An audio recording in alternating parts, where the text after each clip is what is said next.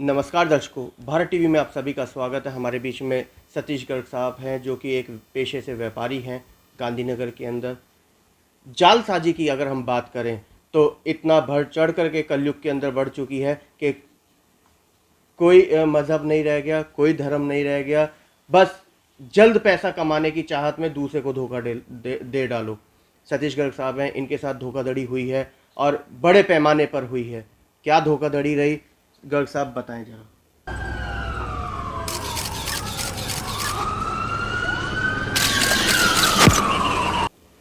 मेरे साथ मैं एक्चुअल में क्या यहाँ पे एक बंदा था, मेरे को मिला था इधर लौनी साइड में दुर्गापुरी चौक के आसपास की जूस की दुकान थी जी। उस पर मेरे को जूस वाला उसको पहले से जानता था शायद, लेकिन उससे मेरा आना जाना था क्योंकि जूस वगैरह पीने कभी कभी हम जाते थे हम। तो वहाँ पर मेरे को उसने बताया कि ऐसे ऐसे अगर आप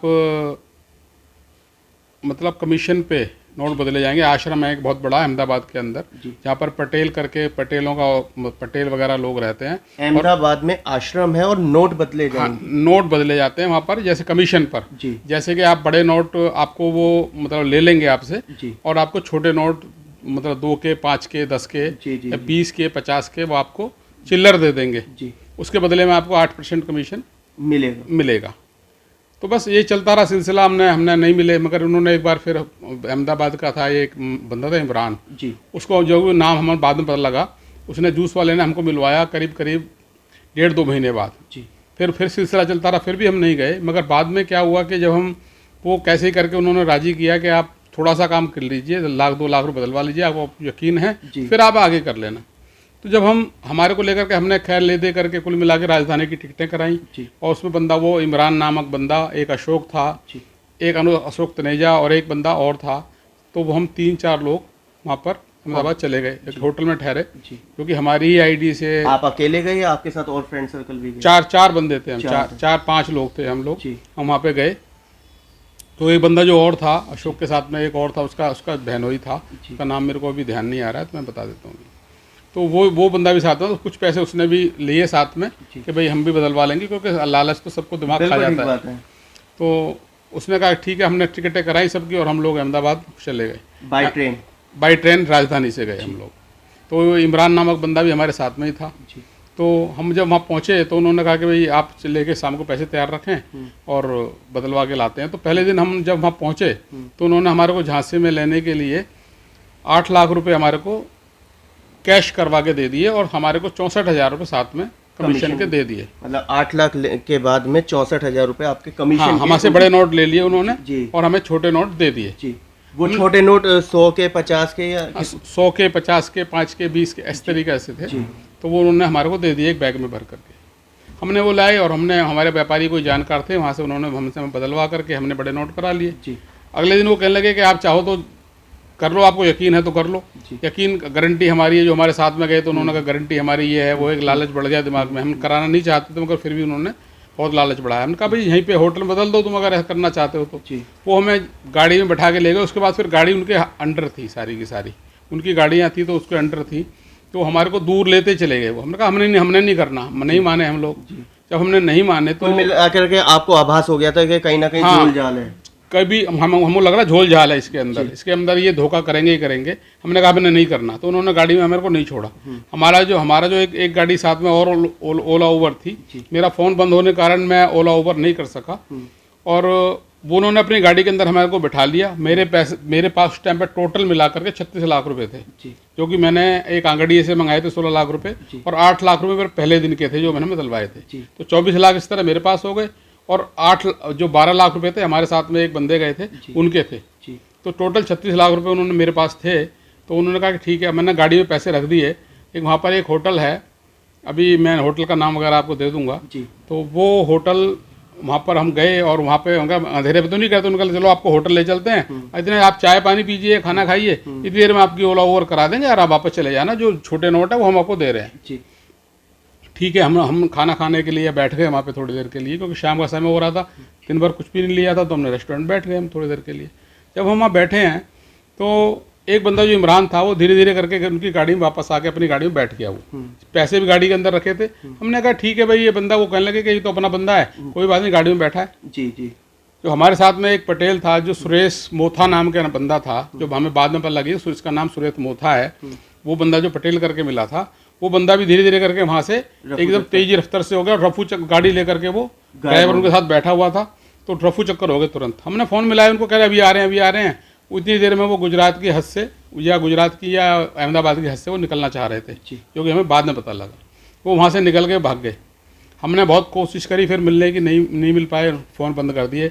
इमरान था उनके साथ मिला हुआ था, वो लेकर के पैसे सारे भाग गए। हमने उसके बाद 100 नंबर पे कॉल की।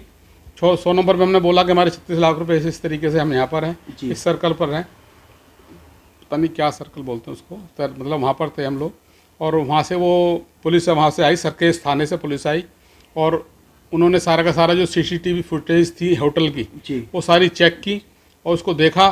तो उन्होंने बहुत देर बाद फिर उन्होंने एक पुलिस वाले उनके थे जो थाने के थे, उन्होंने उसको पहचान भी लिया कि ये तो बंदा नामक, इस नाम से बंदा है दिल्ली का, ये तो इमरान नामक बंदा, जो उसको फोटो देखी, फोटो देखते उन्होंने पहचान लिया। इसका तो मतलब उन्होंने पहले भी कोई किसी को धोखा हाँ दिया। उन्होंने, जैसा कि पुलिस वाले आपस में बात कर रहे थे तो हमारे को पता लगा कि इन्होंने पहले भी एक दो फ्रॉड इस तरह करे हुए हैं। तो इमरान बंदा था उसने भी करा हुआ था, सुरेश मोथा ने भी करा हुआ था। एक मूसा नाम का लड़का था, उसका भाई है सलीम। तो सलीम मिलकर के, सलीम मूसा का भाई है बड़ा, और वो अक्सर बहुत सारे गैंगस्टर हैं ये लोग, सलीम और एक मूसा। तो क्या ये पूरा गिरोह 100% मुसलमान है या इसमें हिंदू भी इन्वॉल्व है?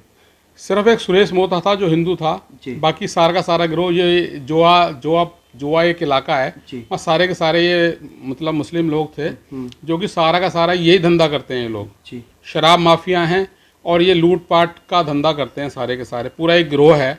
हमें जिससे कि बाद में पता लगा, तो इन्होंने, पुलिस वालों ने उसको, एक बंदे को तो उन्होंने अगले दिन 4 बजे तक अरेस्ट कर लिया था कच्छ इलाके से, क्योंकि वो भाग गए थे कच्छ। उन्होंने ट्रैक करके उनको पकड़ लिया था।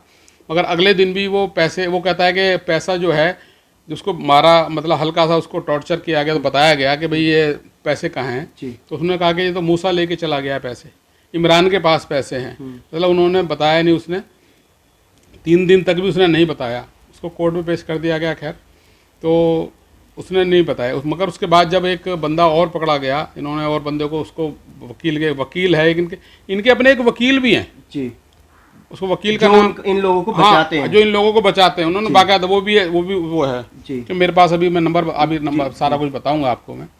तो वो वकील जो है इनको बचाने में लगे हुए हैं, मतलब उन्होंने बाकायदा बहुत पैसा देते हैं उनको ये बचाने के लिए, कोर्ट से बचा के ले जाते हैं उसको। सतीश जी, अगर हम ये घटनाक्रम की बात करें तो ये कब की है, कौन से सन की, कितने में? ये 11वें महीने की घटना है, अभी 2020 की, 11 नवंबर 2020। हाँ। तो ये घटना है तब की, और तब से लेकर के 1 महीने बाद लगभग जब ये मूसा पकड़ा गया, उस समय पर उन्होंने 5 लाख रिकवर दिखाए, जबकि उनके वकील जो वकील अहमदाबाद के ही हैं या दिल्ली के हैं? वकील अहमदाबाद के, अहमदाबाद वहीं बिल्कुल उसी इलाके में वहीं आसपास रहते हैं वो सारे के सारे। इन से मिले हुए पूरे के पूरे वकील वो ये काम करके लाते हैं और वो लोग उनको बचाने का काम करते हैं। ऐसे में अगर हम बात करें पुलिस की, तो पुलिस छानबीन नहीं कर रही है या कुछ और रिकवर हुआ है? नहीं, पुलिस तो उस टाइम छानबीन करी, और उन्होंने जो भी छानबीन करी छोटी मोटी तो उन्होंने केवल 5 लाख की रिकवरी दिखाई। 36 में से 5 लाख, 36 में से 5 लाख रुपए उन्होंने रिकवरी दिखाई। जबकि ऐसा नहीं लगता, उनसे बात करने से पता लगता है, जो मुजरिम वगैरह थे वहाँ पर, उनसे पता लगता है कि उन्होंने काफ़ी पैसा दिया है। अब वो पैसा कहाँ गया, पुलिस ने ले लिया या कहाँ पे गया ये पता ही नहीं है, क्योंकि सुना गया है कि पैसा तो ये पुलिस वाले रिकवर तुरंत ही कर लेते हैं, क्योंकि जब एक बंदा पकड़ा गया, दूसरा बंदा पकड़ा गया, 3 बंदे पकड़े गए। एक शेरू को पकड़, जो ड्राइवर शेरू था उसको पकड़ लिया इन्होंने, एक मूसा को पकड़ लिया, एक सुरेश मोथा को पकड़ लिया, एक इमरान बाकी है, उसको ये पकड़ नहीं रहे हैं, जबकि वो सामने घूम रहा है। सतीश जी, ऐसे में अगर हम बात करें, क्या कोई इसमें महिला भी इन्वॉल्वमेंट है या नहीं? महिला कोई इन्वॉल्वमेंट नहीं, कोई नहीं। कुल मिला के ये पूरे देश भर में नेटवर्क फैला हुआ है इस तरीके का जालसाजी का? ये अहमदाबाद में खास करके फैला हुआ है, क्योंकि आपने दुर्गापुरी जूस की दुकान बताई, तो इसका मतलब ये भी इन्वॉल्व है? नहीं, ये दिल्ली से ग्राहक बना करके ले जाते हैं ये लोग। दिल्ली से ठगी का काम दिल्ली से शुरू होता है। ये जाते हैं और दिल्ली के अंदर जो भी इनको ऐसा दिखाई देता है, व्यापारी है या ये पैसा दे सकता है या ये लगा सकता है, तो इसको धीरे धीरे करके 3 महीने 6 महीने। दुर्गापुरी के जूस वाले को क्या लालच?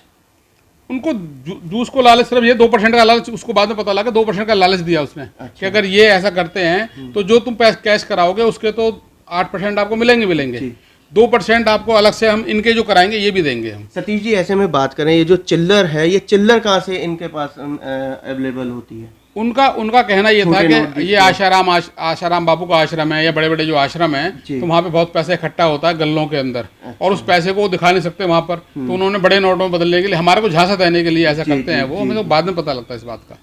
तो उन्होंने क्या झांसा देने के लिए ये भी कहा कि भाई ये आश्रमों के पैसे होते हैं, चिल्लर होती है, और इसको हम बदलने के लिए कमीशन देते हैं जिससे कि हम दिखा ना सकें किसी।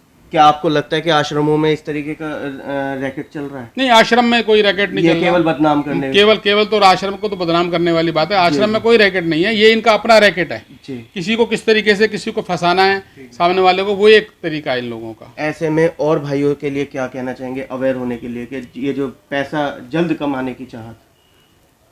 मैं तो सिर्फ ये कहना चाहूँगा कि ये जितना भी इस तरह का आपको कोई लालच देता है, या कोई ये कहता है कि मैं इसको आश्रम के पैसे 8% पे बदलवा देंगे, या कोई और भी लालच देता है, तो सब फ्रॉड करेंगे आपके साथ।